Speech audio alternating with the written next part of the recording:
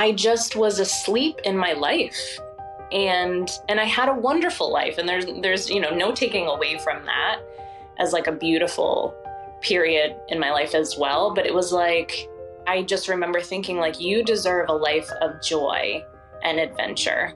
And I was like, there was no stopping me. Like there was nothing anyone could have said to keep me away from that.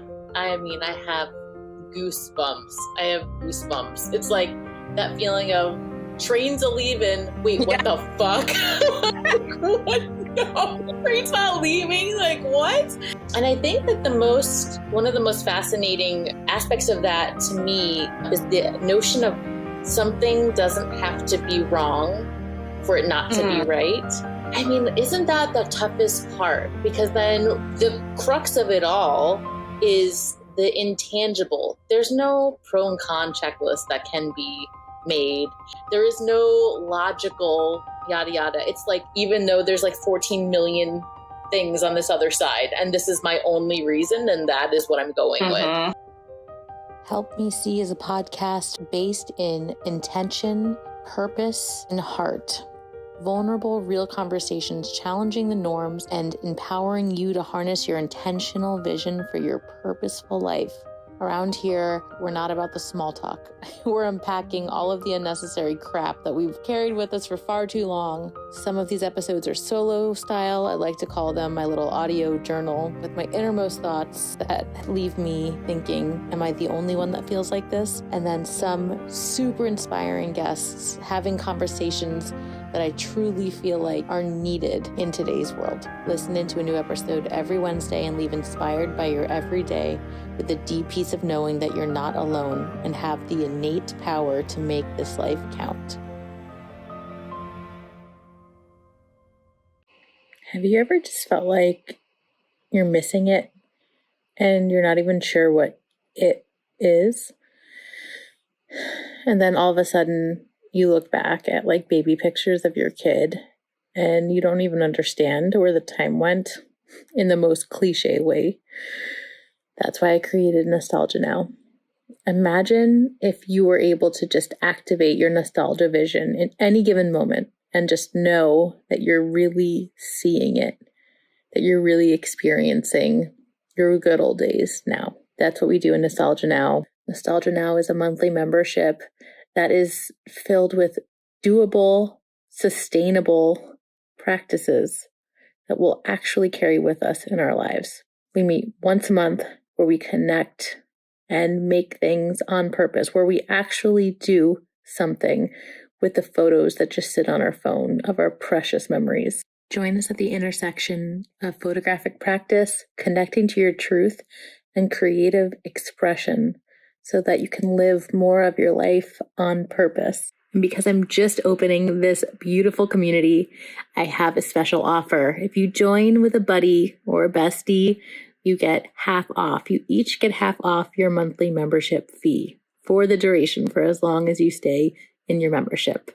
So if you buddy up, you both get half off. Have the peace of mind of knowing you'll never have to say, I wish I knew how important that was at the time. Click the link in the show notes or link in bio on Instagram. Find out everything you need to know. Before we get into the show, though, I did want to let you know that I have a really exciting free offer. So I took one lesson. So it's lesson 10 out of module 4 in my 5-week online course, Manifest Your Memories. And I've given you access to it.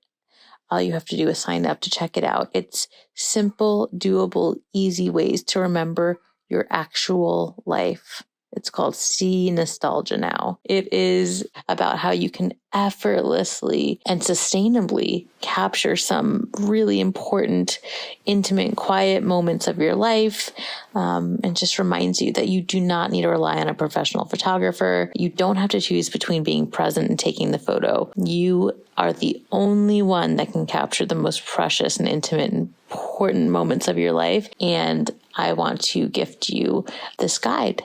So if you head to the show notes, I will put the link. And when you sign up with your name and email address and request your free access, I will personally enroll you in this free mini course. So go ahead, go to the show notes, click the link, and please let me know. Let me know what you end up taking, what moments you end up saving with one of these super simple ways to document your goodness. Okay, now on with the show. So as you guys know, I am a self-proclaimed introvert, and only in the last year have I really started connecting with people that energize me and actually make me want to be social. And Megan Moran is definitely one of those people. So I recently met her. We just did an Instagram live the other day, and she's actually hosting a retreat in Chagrin Falls, Ohio. And it's all around connect. It's called Connect. It's all around connecting mompreneurs. And it's about business strategy, meets self-care, meets personal development, basically almost all of my favorite things. And it is going to go down July 13th to the 15th. If you are interested, I'm going to put a special link in the show notes. So go ahead and go check it out. Megan is all about helping mompreneurs up-level and become an authority and a recognized source in their niche and connecting like-minded individuals. Megan has all sorts of amazing things planned, from meditation to mindset work to implementation, mixed with laughs, of course. And I'm going to physically be there in person. So excited. But there's also good news. She had recently added on a virtual option. If you cannot make it down to be with us in person in all the fun and goodness, there is an option to join virtually. Check out all of this information in the link in the show notes. And who knows, maybe I'll see you at the retreat. Again, this is the Connect Retreat with Megan Moran. Hello, and welcome to another episode of Help Me See. I am so excited for today's talk. Today on the podcast, we have Angela Desrosiers, and she is creator of the Align Experience. It's an online barre and yoga studio. She's a retreat leader, an educator, a mentor, and just the coolest. I absolutely loved our chat. It was so powerful. I got goosebumps multiple times. We hear about her experience with presence and how her coming into presence and being present to herself and her needs actually ended up in a huge life change against all odds and against the life that she was living previously, where she didn't even really realize that she was unhappy or unfulfilled, and having the courage to basically pull the rug out from under herself and go with her gut and go with what felt best for her soul. So we get to hear all about that gorgeous journey and how being present to her needs has helped her to live deeper into her life.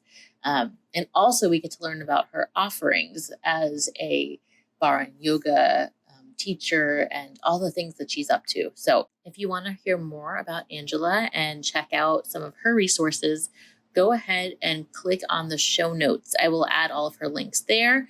And she does have on her website a free 14-day trial for her Align Experience. So some freebie goodies there. I hope you enjoy. And without further ado, here is Angela.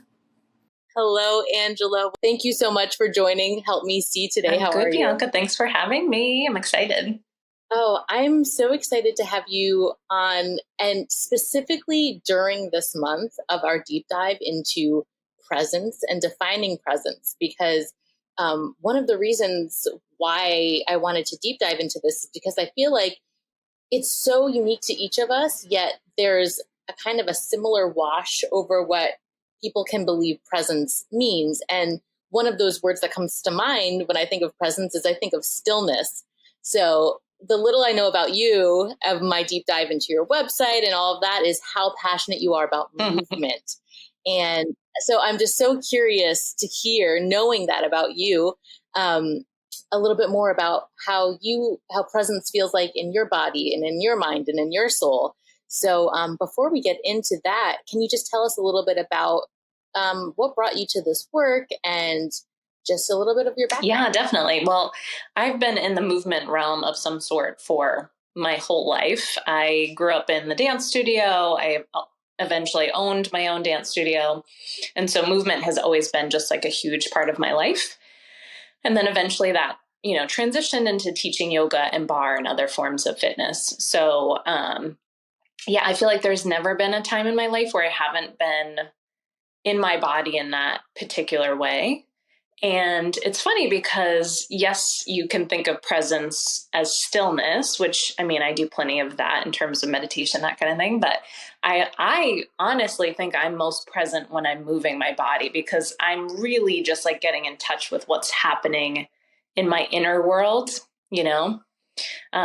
So yeah, I think it's amazing to like move around all that energy and kind of see what surfaces, see what maybe you've been avoiding, see what there is to kind of, get a better grasp on. So I think you can learn a lot about yourself through movement. I love that so much, because it makes so much sense as you describe it. Like, how much more present can you be when you're in this precarious, physical position, and you're really being mindful about every single muscle that you're feeling in your body. It's so fascinating. So, okay, before we dive more into the work, can we talk about whatever comes to your mind when I ask you to describe one of the moments where you felt most present in your life? Yeah, well, I would say there was like a whole kind of segment of my life where I was like so deeply present, and also one of like the most chaotic, clustery types of my whole life. But I was in yoga teacher training. I was just finishing up. And so, of course, presence, we're talking about presence every day in yoga teacher training, and, coming off the heels of doing these like super long meditations and whatever. And so I was like as open to the universe as I've ever been. I'm like, what are you going to send my way, And I was married at the time. And then I'm trying to make this not sound super scandalous, but I guess like maybe it's mildly scandalous. So then I met my current husband. And I just remember being like, this is like, it was like I was rebirthed. I was like, this is how my life is supposed to be. Like, never in my life have I been more clear. Have I been more, kind of screwy in the mind, but also like, oh my God, like I haven't been really awake in my life until right now. It's pretty amazing. Oh my gosh. Okay. Well, I've got some questions. Yeah. So first of all, when you said a segment, I'm so curious why. What made you think of this segment of your life, and when you say a segment, like what's the time span we're talking about? Because I feel like a lot of us, when we think about when I was most present, you think of a very specific second, but it seems to me that you had this like season of your life where you felt like you were really coming into it and you were in the flow of it for a longer period of time. So can you describe a little bit more about that? Yeah, I like the word season. I don't know why segment is the one that popped into my mind, but just what appeared. Yeah, I think I had never, and not to take anything away from like my past relationships or anything like that. It's not, I just had never been truly loved like I was when I met my husband. And so I think that like just was a catalyst for just all this other awakening that was happening in my life. And also just like kind of discovering myself through yoga and kind of deepening that practice. So yeah, I really feel like someone like poured a bucket of cold water over my head or something and was like, okay, you're awake now, It's kind of cool. And can we even I don't even know, this might be a weird question, but like, can we dive deeper into what that awakening feels like? Because I know what you're talking about. Like there are just some people that make you feel more alive. And I'm fully aware that people can't make you feel. Like it's like maybe people present an opening in ways in an energetic way that it's just like a chemistry thing or it's like a vibe thing. I don't even know. But I know exactly what you're talking about when you say that because I've experienced that myself as well. Can you just dive into what that meant for you or like what that felt like for you? Yeah, I think, it was very shocking to people when I left my ex-husband. We had been together since I'm just going to say a small child. I was 17. And, at the time I was like, I'm so mature and sophisticated. But anyway, looking back, it's like, whoa, girl. And I just was asleep in my life. And I had a wonderful life. And there's, no taking away from that as like a beautiful period in my life as well. But it was like, yeah, it was, I literally looked at my now husband. I'm confusing the husbands here, but my current husband, the one and only. I literally made eye contact with him and was like, I'm going to marry him. And it was like, so half of my brain was like, yeah, girl, this is what you're meant to do. And then, I don't know, maybe like 30% was like, are you fucking kidding me? Like, this is not what we do. I've always been just like steady Eddie kind of person. And so I just remember thinking like, you deserve a life of joy and adventure. And I was like, there was no stopping me. Like there was nothing anyone could have said to keep me away from that. I mean, I have goosebumps. It's like that feeling of trains are leaving. Wait, what the fuck? What? No, train's not leaving. Like what? And I think that there's so many versions of this feeling. Like whether it's a career or a life or like a geographical, like you visit somewhere and you're like, oh, I can't continue my life in this. Like I can't unsee what I've seen. I can't unfeel what I feel. And I think that one of the most fascinating aspects of that to me that pops up is the notion of something doesn't have to be wrong for it not to be right. And that, I mean, isn't that the toughest part? Because then what the crux of it all is the intangible. There's no pro and con checklist that can be made. There is no logical yada yada. It's like the epitome of like your gut. Like there is not like you're like, I know this is my right, even though there's like 14 million things on this other side. And this is my only reason. And that is what I'm going with.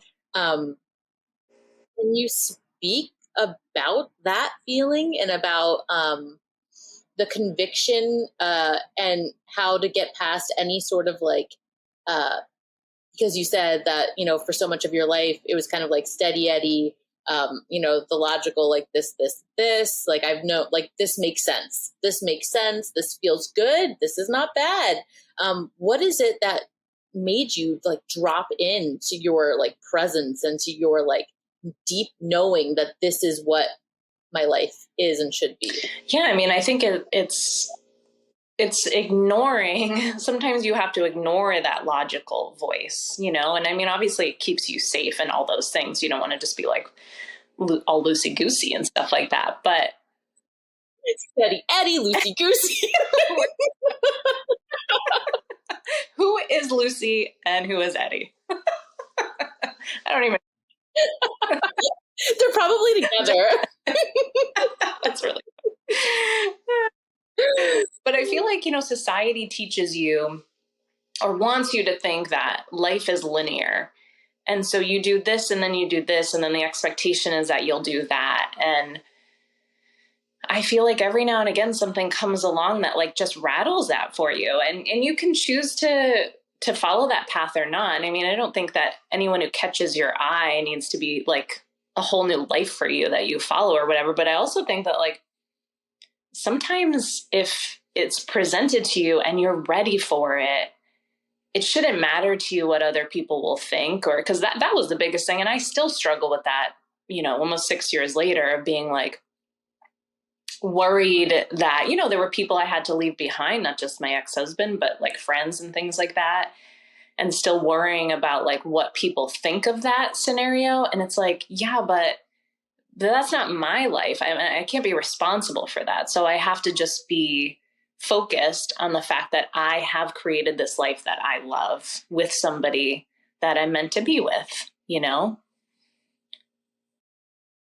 Oh my gosh. Yeah. And those, I think it's a lot easier said than done to say, and it's almost like a pride point of like, oh, I don't live my life according to others, but it's not that cut and dry or simple. Like there are feelings attached to the people that we consider their opinions for, whether that's like, you know, family or friends or what have you. But I think that the reality, the big R reality, not the little R reality, but the big R reality is like the life that you decide on and choose is the life that you're present in every day. Like you open your eyes and you put your feet on the floor of where you choose to be.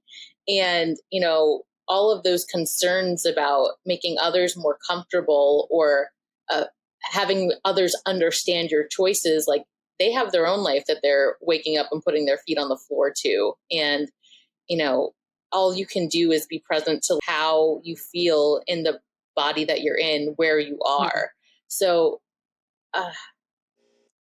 now being on the other side of that, you say you still think about it, you know, from time to time because we're human, but any other learnings that you can share with us for that?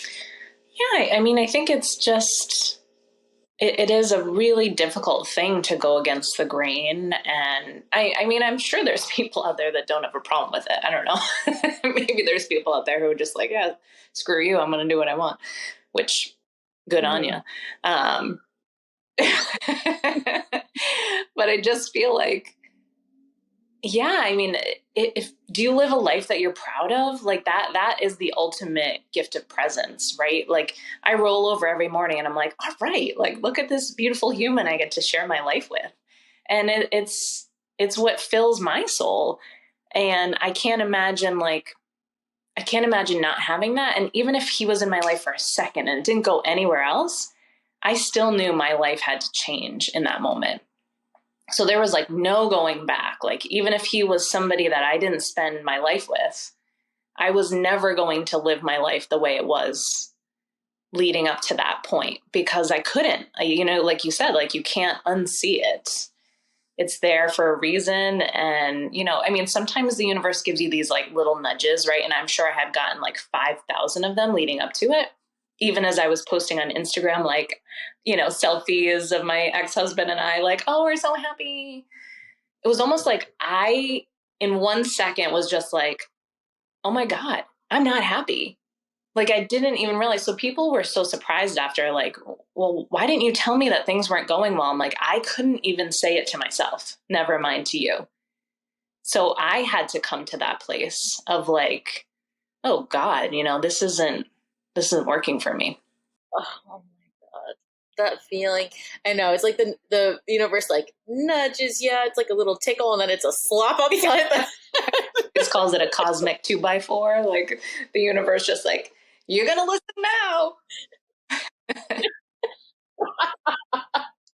Oh my God. Oh my gosh. Yeah. I think that I've kind of discovered that feeling of like, I didn't even know.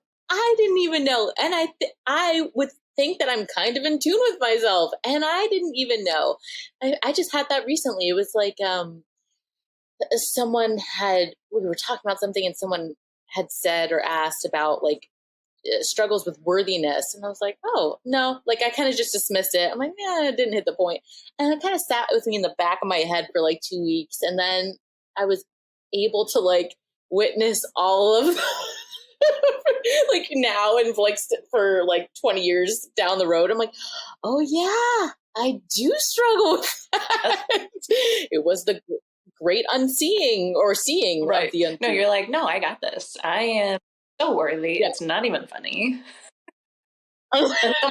Someone pays you a compliment and you're like, oh no, I'm not worthy of that. Let me list all the reasons why that is untrue. Oh, there it is. There it is. Oh my goodness. All right, so now let's paint the scene here. Okay, so there's a great awakening, right? And so now it's like you're happy, you're in the life you want to be in. So in this way, where are the micro doses of like presence that you have in your life, of like those, I don't know, like those moments where you notice a friggin' spider web and all of a sudden your brain is like, oh my gosh, that little thing made that huge thing. You know what I mean? Like, what are those moments for you these days? Yeah, well, I feel like that part of things is a practice for sure. You know, I mean, you can just do the things and check the boxes and not be like truly like here in your life. Or you can make every moment, or, you know, I shouldn't say every moment, goodness gracious, I wouldn't get anything done. But, you know, moments throughout the day where you're like, let me take a breath. Let me, you know, really truly see the person I'm talking to. Let me, like, you know, be present with my dogs, like however that shows up for you. And, you know, I start my day, this is something I've done for almost 2 years, where I have like my own sacred space. So, you know, whether it's meditation this morning, it was like movement, a little journaling, like, you know, I usually spend like 15-20 minutes just with myself. And like sometimes that's not being present though, because if I'm sitting there in stillness and if somebody walked in the room and they were like, look how present she is, but in my mind I was like doing all the things, you know, that can be like a difficult obstacle to get through. So I think it's just making yourself available to those moments as you go throughout your day. Oh my gosh, what you just said, it was like such, I mean, that's going to turn into a post-it. Making yourself available for those moments are 1,000,000,000%, because I think that's the main issue here, or the point of contention is this is what this should look like. And we've all been there, where we're sitting there on the mat or we're on a bench in a park, this beautiful scene. And it's like, why? I know I'm not here. If I'm being honest with myself, like this, yes, I scheduled in mindfulness for myself, or I scheduled in this, you know, this purposeful, you know, event, and I'm just not here. I just can't get here. And, you know, what do they say? They say when you're meditating and you can't stop the thoughts from coming, don't fight them. Just let them go. Just let them keep going. And it's okay and it's normal. But it's when we try to like, oh, why am I thinking like this? Or why am I doing this? It's really interrupting the practice even more, doing it that way.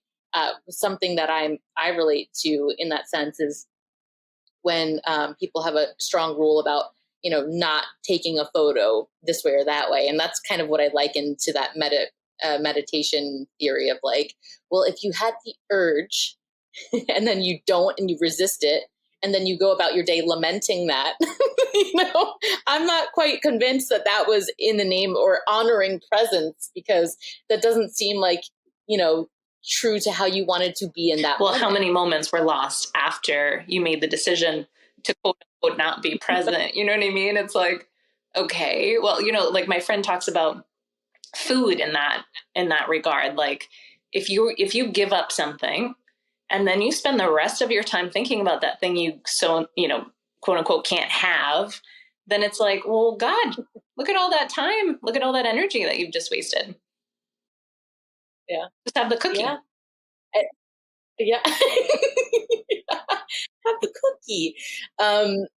So in your writing on your website, it's really beautiful. I'll put the links in the show notes, but something that you really emphasize is in your practices and your classes, that you really strive to make it an experience. Can you talk a little bit about that and what that means to you? Yeah. I mean, to me, that's the biggest thing, is that, you know, oftentimes any form of movement can be a check the box kind of situation. You know, I'm supposed to exercise for, you know, 60 minutes at a time, and I need to do, you know, cardio 3 times a week and whatever. There's all these like prescriptive formulas out there that drive me absolutely bonkers. And I think for some people, maybe that works. But to me, I want you to feel whatever it is you need to on your mat. So if, you know, you've come having a bad day and you can laugh on your mat, I think that's awesome. So many people have told me, like, I never have laughed in a yoga class till I took yours. And I'm like, really? Okay. I mean, that's a nice compliment. Like, I appreciate that. But also because yoga is supposed to be like serious. And I just like, I want to open it up to people to be like, how do you need to feel today? Like, you are in control of that. I'm a facilitator, right? I can make all these suggestions about poses and whatever. But at the end of the day, like, you're the one living in your body. And so you have to give yourself an experience of how you want to feel. I actually have one person who attends my classes regularly, and oftentimes she just will, you know, it's a virtual class. So she'll just be rolling around like on her back. And after, she'll be like, that's exactly what I needed. Like, for whatever reason, she finds it calming to listen to my voice, and then to just like give herself that space, like that time that she's signed up for, to just move in whatever way she feels necessary. So to me, that's what I want to create, is just a space where people can be like, you know what, that's actually not what I needed today. And so I did this instead. And that, to me, I'm like, yeah, I'm cheering you on for that, because I mean, I don't always have the greatest ideas, you know? I mean, a lot of the time I do, but. I feel like so emotional right now. I don't know. I feel like you just opened something up for me, and I'm sure many others. Like, it's so funny how many, I think it's like infinite, how many layers of supposed to that we have on top of us that we just have to keep peeling and peeling. And it's like, it just keeps on coming. It's like the magician with like the scarves or something. It's like, yeah, like who said yoga is supposed to be anything other than what you need it to be for yourself? Right. Yeah. And it can be so deeply feeling. I mean, I can't tell you how many times I've cried on my mat, but I've also like fallen over on my mat and laughed at myself and told crappy jokes. Like, it's just, it is whatever you need in that moment. I think that's the beauty of it. Yeah. I mean, I've thought about, so I used to take a lot of dance classes, and also I've done like cardio dance classes and stuff. And something that's always just felt bad in my body is jumping. Like, I don't know, I'm very prone to migraines or whatever. So anytime there was any sort of like impact like that, I would just feel so, and I never even said it out loud until right now, because it was so unconscious and like not even worth talking about, I guess. But like, I would just feel so like, oh, I didn't do it right. Or like, I was supposed to do that, but I won't do that because I know that it's going to impact me in this way.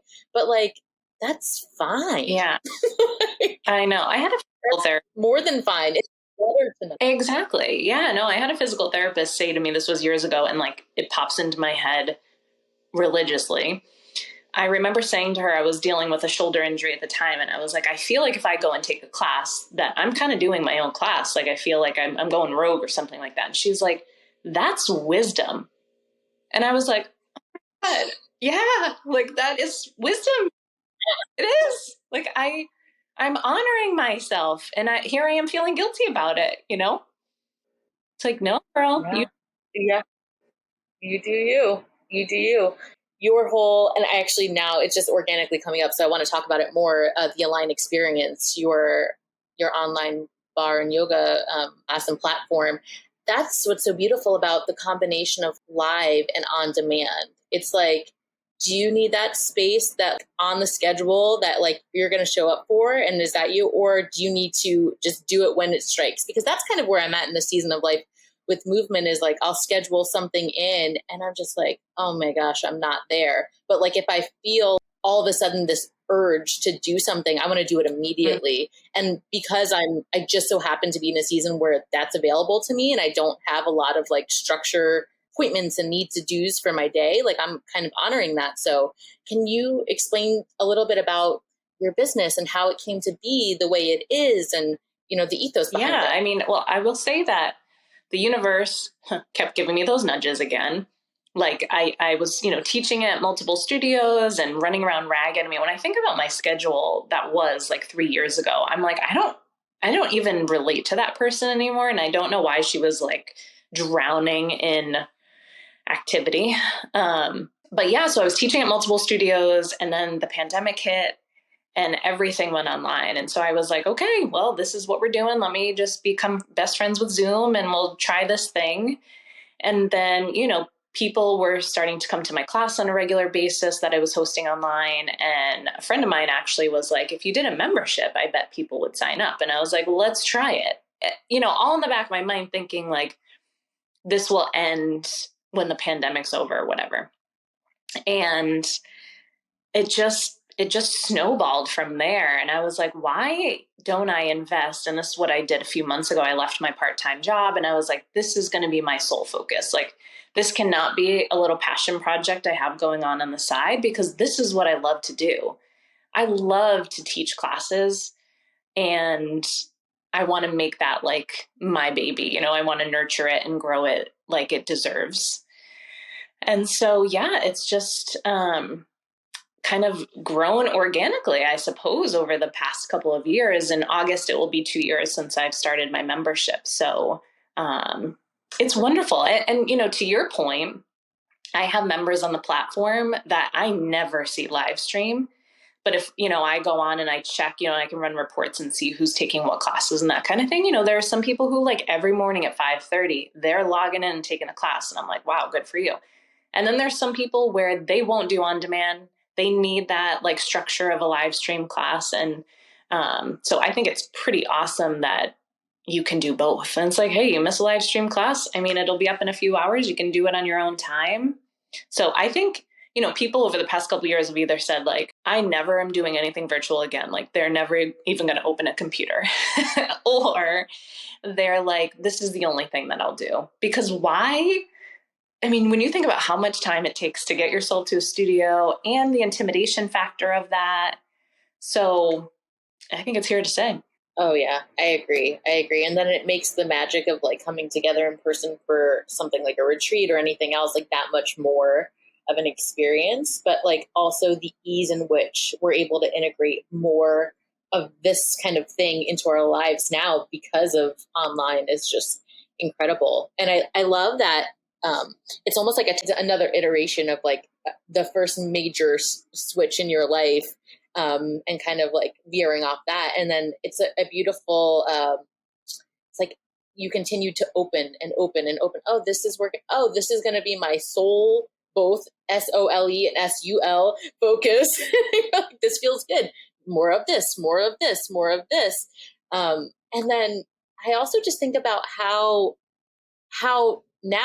many other people are benefiting from your willingness to lean into just what felt good to you and just pursuing that and just keeping on pursuing that. Like, and I'm sure like, oh, I know, like being an entrepreneur, it's not full of like ease and daisies all the time. That's for sure. But recognizing when something feels good enough that it's worth holding on to and because, in the presence of that, so no matter what's difficult in like keeping this your main full-time business, that once you're on the mat teaching, like that is your presence, that is your happy place, that is where you feel awake and alive. Mm-hmm. I mean, I can literally count on one hand the amount of times I've taught a class and not felt better after. And I've never felt worse, but sometimes you're like, okay, I feel the same, whatever. But it is such a gift to have a job where you not only feel like you're contributing to other people's lives, but